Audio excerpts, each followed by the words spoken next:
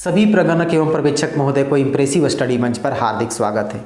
आज की इस वीडियो के माध्यम से कुछ अपडेट को जानने वाले हैं। अपडेट इस बात से संबंधित है कि गणना प्रपत्र में कुछ ऐसे क्वेश्चन हैं जो बहुत कन्फ्यूजन का क्वेश्चन बना हुआ। इस प्रश्न से संबंधित सभी प्रगणक के मन में ये दुविधा हो रही कि आखिर उस प्रश्न का जो आंसर के रूप में जो कोड लिखा जाएगा, कौन सा कोड उचित होगा, कौन सा कोड अनुचित होगा।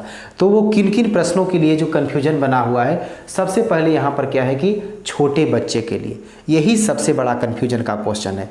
तो इससे संबंधित जो है ये एक अपडेट आया है। ये अपडेट कुछ दिन पहले का है जो अस्थायी प्रवास स्थिति से संबंधित अपडेट है।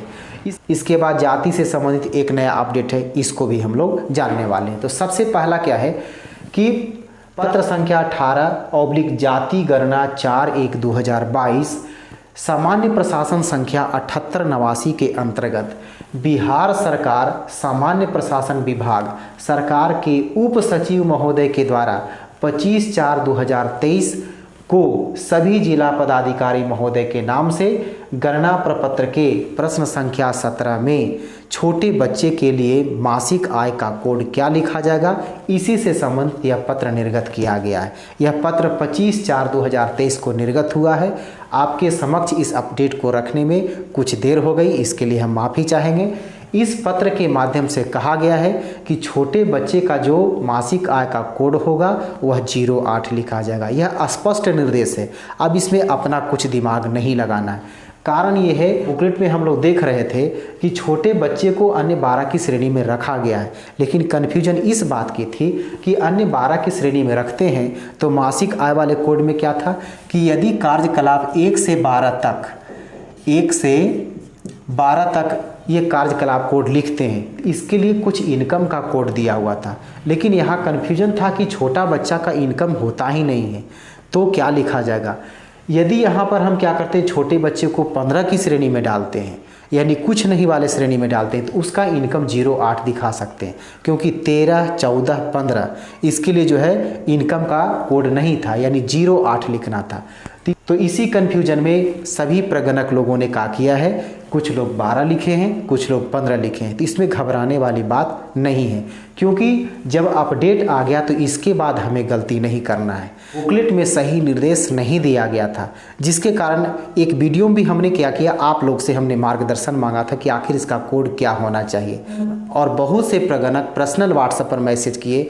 हम उन भाइयों को यही सजेशन दिए थे कि यह प्रश्न जो है वो कन्फ्यूजन का प्रश्न बना हुआ है, इसलिए प्रपत्र में उस बॉक्स को अभी खाली छोड़ दें। यदि इससे संबंधित अपडेट आता है तो आपको इन्फॉर्मेशन दे दी जाएगी। तो अब ये अपडेट आ गया है, इसी दिशा निर्देश के अनुसार हमें कार्य करना है। अब कुछ प्रगणक लोग के मन में ये आ रहा होगा कि हमने तो 12 भर दिया, हमने तो 15 भर दिया, तो जो 12 भरे हैं कार्यकलाप कोड में इन बच्चों के लिए, उनके लिए सही है, और जो 15 भरे हैं तो उनके लिए घबराना नहीं। यदि उस प्रपत्र को डाटा भर लिए हैं और सबमिट नहीं किए तो उसमें सुधार सकते हैं। यदि वह सबमिट कर दिए हैं अपने पर्यवेक्षक के पास तो वो भी सुधार सकते हैं। आपको प्रपत्र में इसका थोड़ा सुधार कर लेना होगा। अब इसी पत्र के निर्देश के अनुसार हमें कोड को भरना होगा, क्योंकि इसमें स्पष्ट निर्देश दे दिया गया है, स्पष्ट कर दिया गया है कि वैसे बच्चे जो अभी तक आंगनवाड़ी केंद्र में पढ़ने नहीं जा रहे हैं या वह कोई प्राइवेट स्कूल में भी पढ़ने नहीं जा रहे हैं, यानी वह विद्यार्थी नहीं है, तो उन छोटे बच्चे का कार्यकलाप कोड 12 लिख दिया गया है, 12 रखा गया है, तो उसके मासिक आय का जो कोड होगा वह 08 होगा। अब इसके बाद आता है दूसरा जो है अस्थायी प्रवास स्थिति से संबंधित अपडेट है। ये कुछ दिन पहले का अपडेट है। इसमें क्या कहा गया है कि कोई व्यक्ति यदि अस्थायी प्रवास की स्थिति में है, यानी नौकरी करने के लिए या शिक्षा पाने के लिए कहीं दूसरे जगह गया है, यदि वह बिहार के अन्य जिला में गया है तो जिला का कोड भी लिखना है। वो कहाँ लिखना है वो बताएंगे।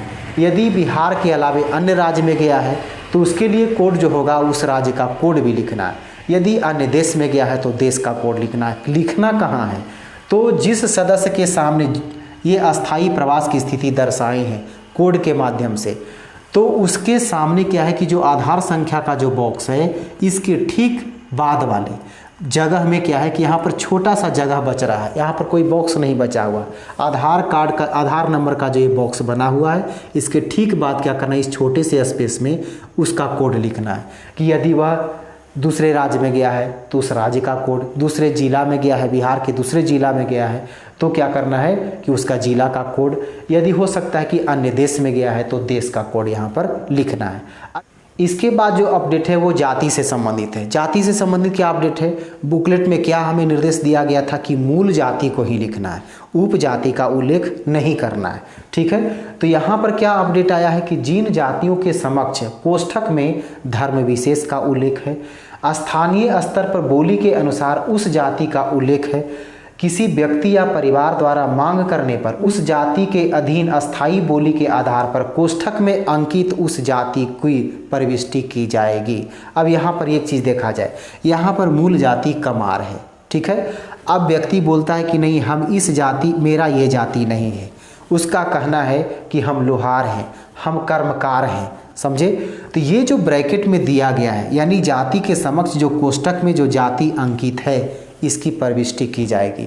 अब कहने का मतलब ये जो ब्रैकेट में दिया हुआ है इस जाति को भी आप वहाँ पर लिख सकते हैं वो जाति वाले कॉलम में, यानी क्वेश्चन नंबर 18 में जो जाति का कॉलम है वो मूल जाति, जैसे मान ले क्यों कह रहा है कि हम लोहार ही लिखाएंगे, लोहार लिखा जाए, कर्मकार लिखाएंगे तो कर्मकार ही लिखा जाए, लेकिन जो कोड होगा वह वही कोड होगा जो उसका दिया गया, इसके लिए कोई अलग कोड नहीं होगा।